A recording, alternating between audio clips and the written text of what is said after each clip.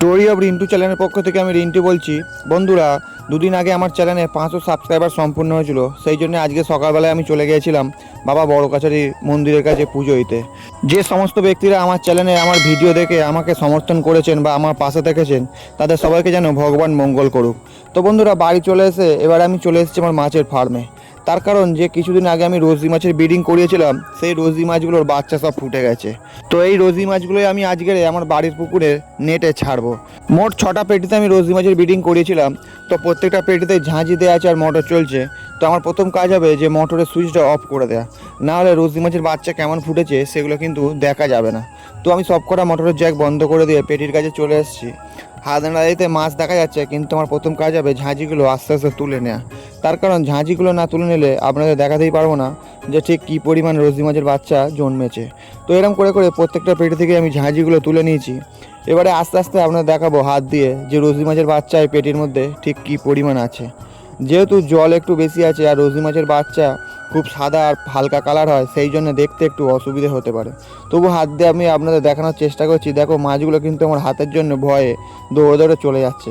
তো বন্ধুরা, একটা কথা বলছি, যখন গামলিতে তুলে তোমাদের দেখাবো তখন কিন্তু ভাবতেই পারবে না যে এই 6টা পেটির মধ্যে এত রোজি মাছের বাচ্চা কিরমভাবে জন্মালো। তো এরম করে করে প্রত্যেকটা পেটিতেই দেখলাম মাছ কিন্তু বেশ ভালোই জন্মেছে। এবারে মাছগুলো সব গামলের মধ্যে তোলা হবে। তো বন্ধুরা, যে সমস্ত ব্যক্তিরা আমার চ্যানেলে আজকের নতুন করে এই ভিডিওটি দেখছো, তারা কিন্তু এক্ষুনি চ্যানেলটিকে সাবস্ক্রাইব করে নাও। তাহলে তোমরা কিন্তু প্রত্যেকদিন নতুন কিছু রঙিন মাছের ভিডিও দেখতে পাবে আর নতুন কিছু রঙিন মাছ সম্বন্ধে শিখতে পারবে। আর যে সমস্ত পুরাতন বন্ধুরা আমার রঙিন মাছের ভিডিও দেখছো, তারা কিন্তু লাইক করতে একদম ভুলবে না, আর বন্ধুদের মধ্যে শেয়ার করে দেবেন ভিডিওটি। তাহলে বন্ধুরাও জানতে পারবেন রঙিন মাছ সম্বন্ধে। তো তারপরে বন্ধুরা, গামলির মধ্যে আমি জল তুলে নিয়ে আমার যে ফিল্টার হার্ড নেটটা আছে, সেই হার্ড নেট দিয়ে আমি আস্তে আস্তে মাছগুলো আমি তুলে তুলে গামলির মধ্যে রাখছি। যে সমস্ত ব্যক্তিরা আমাকে কমেন্ট করে জিজ্ঞেস করছো যে বর্তমান সময়ে তোমার কাছে কী কী মাছের বাচ্চা পাওয়া যাবে, বন্ধুরা, বর্তমান সময়ে তেমন কিছু মাছ আমার কাছে নেই, শুধুমাত্র রোজি মাছেরই বাচ্চা পাওয়া যেতে পারে। আর লিলি মাছের বাচ্চারা যে ফুটছে সেগুলো সব নিজের জন্যই আমি রেখে দেবো। আর জ্যাবরা মাছের ব্রিডিং আর কদিন বাদে থেকে আরম্ভ করা হবে। তো এরম করে করে একটা একটা পেটি থেকে আমি মাছ সব তুলে তুলে গামলির মধ্যে রাখছি। তো বন্ধুরা, সব কটা পেটির মাছ তুলে তারপরে তোমাদের দেখাবো। দেখো বন্ধুরা, সব কটা পেটি থেকে মাছ তোলা হয়ে গেছে। এবার গামলির মধ্যে ঠিক কী পরিমাণ মাছ ঘুরছে সেটা কিন্তু তোমরা দেখতে পাচ্ছ। হাত দিয়ে দেখাচ্ছি, দেখো সব মাছ কিন্তু কোলে একদম ভর্তি হয়ে আছে। বেশ ভালো পরিমাণে রোজি মাছ জন্মেছে। এখনও যে হারে আমার কাছে রোজি মাছের ধাড়ি আছে, মোটামুটি বাচ্চা তুললে একটা ছোট পুকুর ভর্তি হয়ে যাবে। বন্ধুরা, এই যে মাছগুলো আমি এখন বাড়ির পুকুরেই রেখে দেবো নেটের মধ্যে, কিন্তু কিছুদিন পরে একটা পুকুর আছে, সেই পুকুরে সব ডাইরেক্ট এই রোজি মাছগুলো ছেড়ে দেবো। সেই একটা পুকুরে শুধুমাত্র আমি রোজি মাছই করব। তো তারপরে গামলিটা নিয়ে চলে এসেছি আমি বাইরে বেঞ্চির ওপরে। এবারে তোমরা দেখো ভালো করে আলো ফুটতে ঠিক কী হারে মাছ কিন্তু দেখা যাচ্ছে। বন্ধুরা, 9 করে এতে অন্তত 4000-এর বেশি মাছ আছে। তবে বন্ধুরা, তোমাদেরকে একটা আমি কথা বলতে চাই, যেই কথাটা হয়তো কোনো রঙিন মাছ চাষি হয়তো তোমাদের বলবে না, যে মাছের বাচ্চা কিন্তু অনেক ফোটে, কিন্তু সব মাছ বাঁচে না।